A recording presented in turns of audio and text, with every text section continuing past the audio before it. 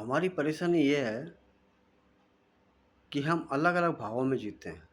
अब वो अलग-अलग भाव कौन से होते हैं? 3 प्रकार के भाव होते हैं। एक होता है अभाव, दूसरा होता है भाव और तीसरा होता है प्रभाव।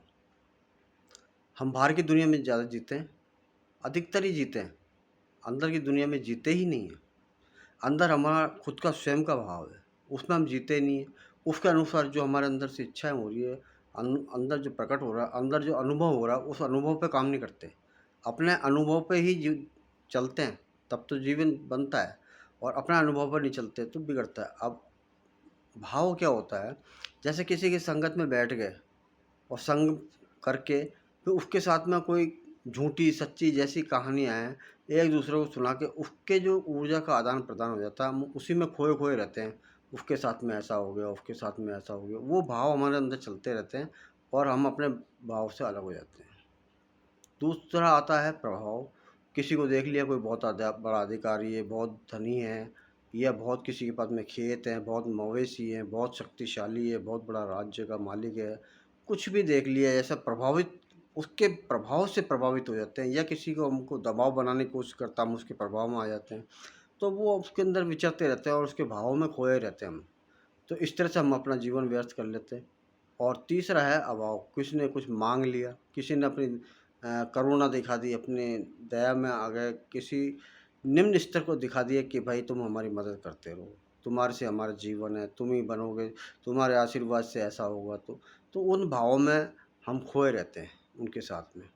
इस तरह से भावों में, अभाव में और प्रभाव में खोए रहते हैं और अपना जीवन गंवा देते हैं। जबकि अपना असली स्वरूप अपने स्वभाव से, स्व का मतलब स्वयं, आत्मा, और भाव का मतलब है अपने जो जगत है, अंदर जो जगत है। इस जगत को हम सँभाल ही नहीं पाते। इस जगत में जीना चाहिए। इस जगत में हमें अपने अंदर से भाव उत्पन्न होता है। अब देखो किसी को चोट लगी, कोई दूसरा नहीं बता सकता किसी को कितना दर्द हुआ है, कि लगी भी है या नहीं, कहाँ लगी है। ये सब खुद का अनुभव ही बता सकता है।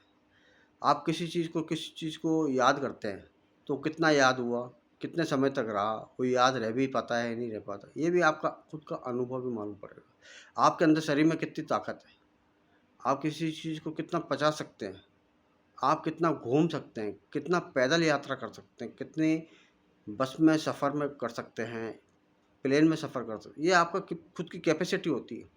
आपकी सुनने की क्षमता कितनी है, आपके देखने की क्षमता कितनी है, ये सब आपका अपना अनुभव है। ये अपना अनुभव, ये सब जो अनुभव आता है, ये आपको अपने जगत से मिल, आपका जो जगत है उसका ही प्राप्त होगा, बाहर का नहीं होगा। बाहर का तो जो भी है वो मिथ्या है, झूठा है, और उस झूठे संसार में रह कर के पल-पल का प्राणी मर रहा है, जीवन गँवा रहा है, और मैं नहीं समझता हूँ कि 1% भी कोई व्यक्ति इतना है।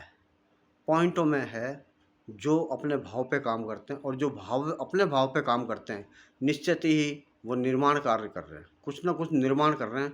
और जैसे बिजली का बल्ब बना दिए, पंखे बना दिए, कूलर एसी बना दिए, गाड़ियाँ बना दी, प्लेन बना दिए, ये सब जितने भी बनाए हुए हैं नए नवीनतम आविष्कार जो करते जा रहे हैं, और वही कर पा रहे हैं जो स्वयं के भाव में जी रहे हैं, क्योंकि अंदर से उनकी प्रेरणा निकलती है, और उस प्रेरणा के ऊपर वो काम करने लगते हैं और आगे से आगे बढ़ते चले जाते हैं। सभी को अपने भावों की तरफ ध्यान रखना चाहिए, जिससे ही वो अपने उन्नति कर सकते हैं और आगे पथ पे प्रदर्शित प्रदर्शित हो सकते हैं, और उनको लोग फॉलो भी करेंगे, निश्चित ही है।